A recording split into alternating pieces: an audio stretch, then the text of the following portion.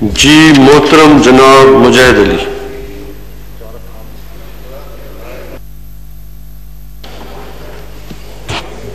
بسم اللہ الرحمن الرحیم. شکریہ جناب چیئرمین صاحب، آپ نے بجٹ 2020 اور بولنے کا موقع دیا. الحمدللہ بجٹ پیش ہوا اور پہلی دفعہ ٹیکس فری بجٹ ہماری حکومت لائے، اور انشاءاللہ جن حالات میں یہ بجٹ پیش کیا گیا، مطلب ہر طرف پوری دنیا میں کورونا ہی کورونا، اس طرح ہمارے ملک کو بھی کورونا نے لپیٹ میں لیا ہے. اللہ ہم سب کی امداد کرے. کورونا کا جو مسئلہ ہے، اصل بات جو ہے میرے خیال میں اللہ کو، نبی کریم صلی اللہ علیہ وسلم کے طریقے کو اور قرآن مجید کے احکامات کو بھول چکے ہیں. اس لیے ہم مسلمان خاص طور دھکے کھا رہے ہیں، جدھر بھی دیکھیں ادھر مسلمان تکلیف میں. یہ اسلامک پوائنٹ آف ویو سے حضرت عمر رضی اللہ تعالیٰ عنہ کے دور میں ایک دفعہ قحط سالی آئی. عمر رضی اللہ تعالیٰ عنہ نے اپنی نیبر کنٹری مصر کو امداد کے لیے کہا. مصر نے اتنا امداد بھیجا کہ اس کا قافلے کا ایک سر جو تھا وہ سعودی عرب میں تھا، دوسرا مصر میں تھا، لیکن پھر بھی وہ مسئلہ حل نہیں ہوا. اس کے بعد عمر رضی اللہ تعالیٰ عنہ نے سب صحابہ کرام کو اکٹھا کیا اور پوچھنے لگے کہ پہلے والے عمر میں اور آج کے عمر میں کیا فرق ہے. مطلب ہے نبی کریم صلی اللہ علیہ وسلم کے دور میں جو عمر تھا اور آج کے عمر میں کیا فرق ہے. اس میں سے ایک صحابی اٹھے، انہوں نے بتایا کہ میں نے نبی کریم صلی اللہ علیہ وسلم کی زیارت کی ہے خواب میں، اور نبی کریم صلی اللہ علیہ وسلم نے مجھے بتایا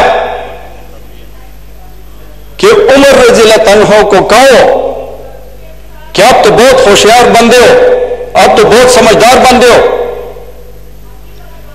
آپ کس طرف چل پڑے ہو، آپ لوگوں سے امداد مانگ رہے ہو. فوراً عمر رضی اللہ تعالیٰ عنہ نے سب اصحاب کرام کو باہر نکالا اور اللہ کی طرف رجوع کیا.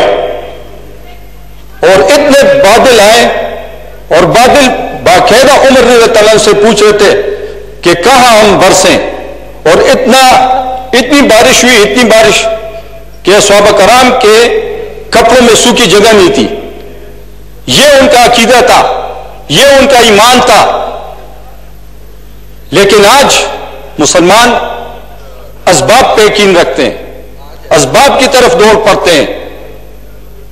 جب بھی نبی کریم صلی اللہ علیہ وسلم کی زندگی میں کوئی سخت وقت آتا تھا، فوراً مسجد کی طرف جاتے تھے اور فوراً وہ 2 رکعت نماز پڑھتے تھے، اور جب تک وہ مسئلہ حل نہیں ہوتا تھا تب تک وہ مسجد میں بیٹھے رہتے تھے.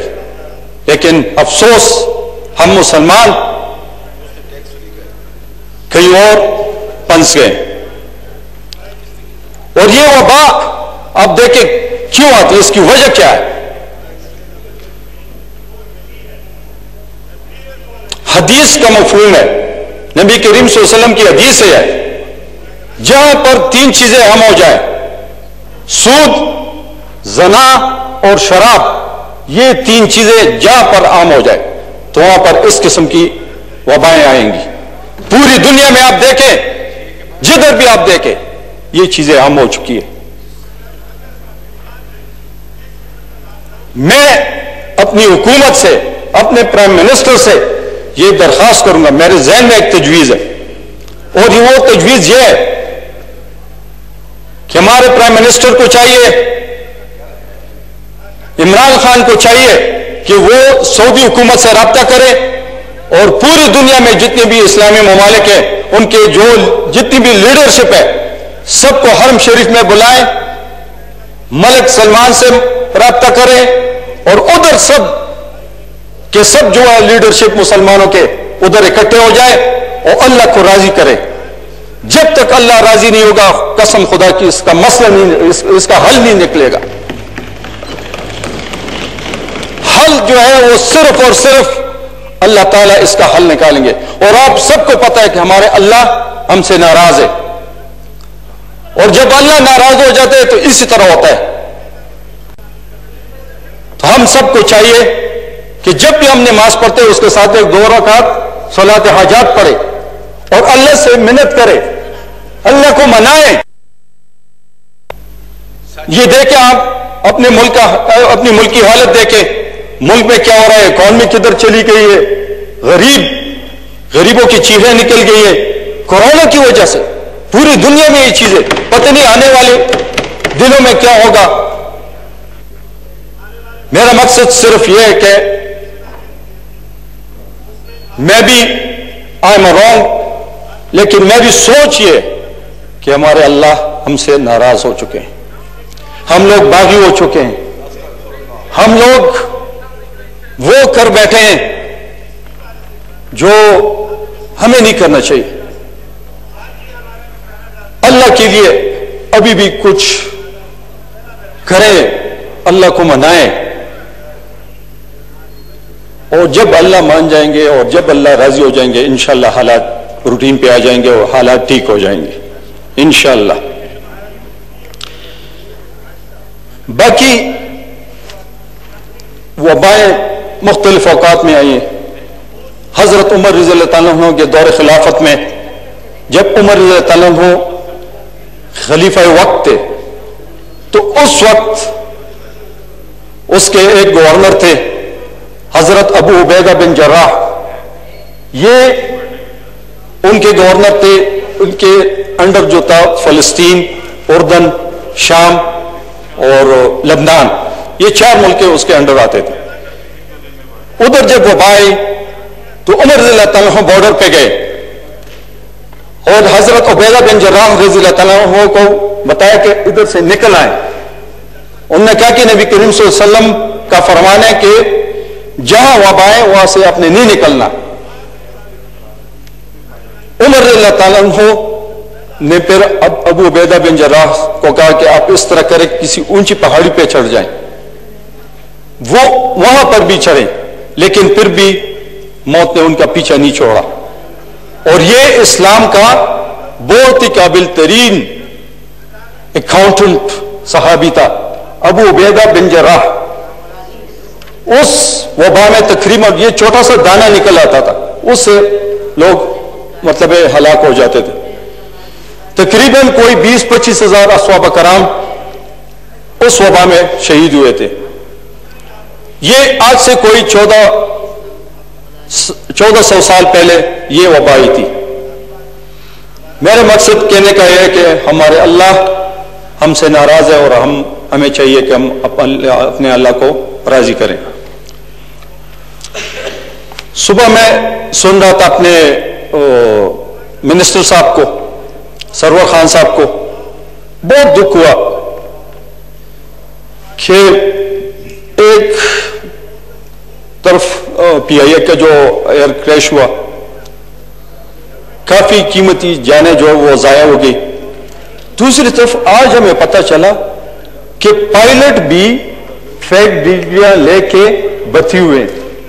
لوگوں کے ساتھ لوگوں کی جانوں کے ساتھ وہ کھیلتے ہیں. تو ایسے لوگ بھی ہیں.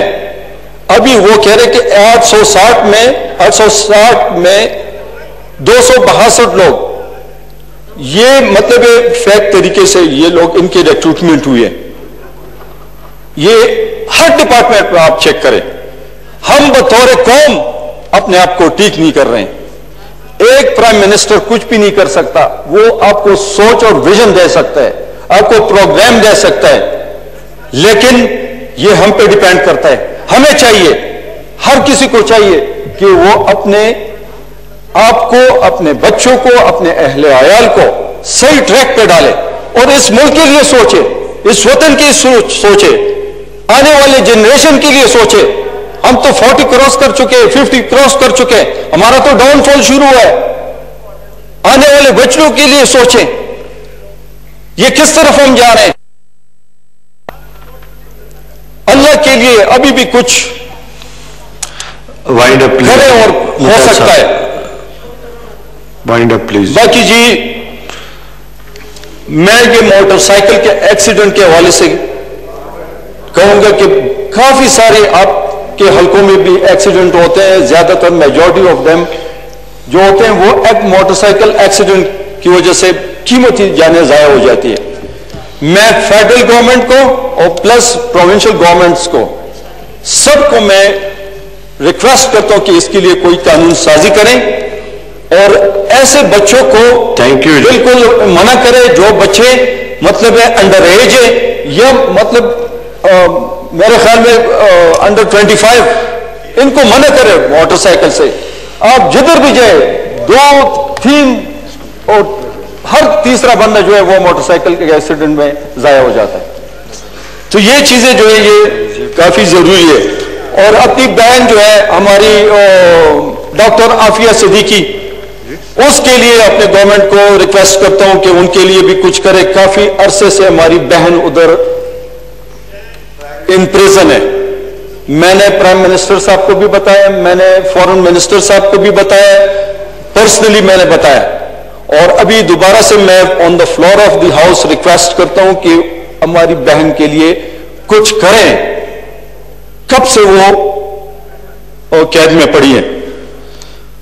باقی اپنے حلقے کے حوالے سے میں کیا کہہ سکتا ہوں, ہر جگہ کمی ہے, ہر جگہ مطلب ہے مسئلے مسائل, پاکستان پورا جو ہے وہ ہر جگہ مسئلے مسائل ہے. میرے حلقے میں ایک علاقہ ہے رستم جو بڑا مشہور علاقہ ہے, وہاں کا مالٹا بہت مشہور ہے اور کوالٹی مالٹا ہے پورے پاکستان کیا کہ ورلڈ انٹرنیشنل لیول پر اس جیسا مالٹا نہیں ملے گا. وہ علاقہ جو ہے گیس سے بالکل محروم ہے, وہاں پر مین پائپ لائن بھی نہیں گیا اور بالکل سیٹل ایریا ہے, پلین ایریا ہے. یہ بھی نہیں ہے کہ وہاں پر کوئی مطلب ہے زیادہ تر وہ پہاڑیاں ہیں. یہ میں اپنی گورنمنٹ سے ریکویسٹ بھی کرتا ہوں کہ میرے لیے, میرے حلقے کے لیے جو کچھ بھی ہو سکے تو کائنڈلی وہ آپ نوٹ کر لیں اور ہمارے حلقے پہ مہربانی کریں.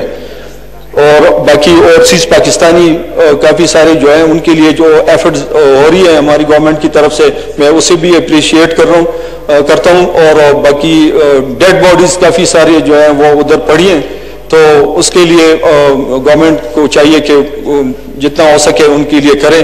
میرے اپنے حلقے میں کافی سارے لوگ جو ہے وہ ڈیڈ باڈیز جو ان کے ادھر پڑی ہیں, سعودیہ میں, مڈل ایسٹ میں, کافی سارے ملکوں میں. تو اس کے لیے گورنمنٹ ایفرٹس کر بھی رہی ہے. انشاءاللہ ہوپ کرتے ہیں کہ اور بھی زیادہ تیز کریں گے تو انشاءاللہ یہ چیزیں سیٹل ڈاؤن ہو جائے گی. آخر میں چیئرمین صاحب آپ کا شکریہ ادا کرتا ہوں اور آپ کو وہاں دیکھ کر بہت خوشی محسوس کرتا ہوں. میرے کلیگ ہے. بہت شکریہ. تھینک یو جی, بڑی مہربانی. بہت شکریہ مجاہد صاحب. محترمہ طاہرہ اورنگزیب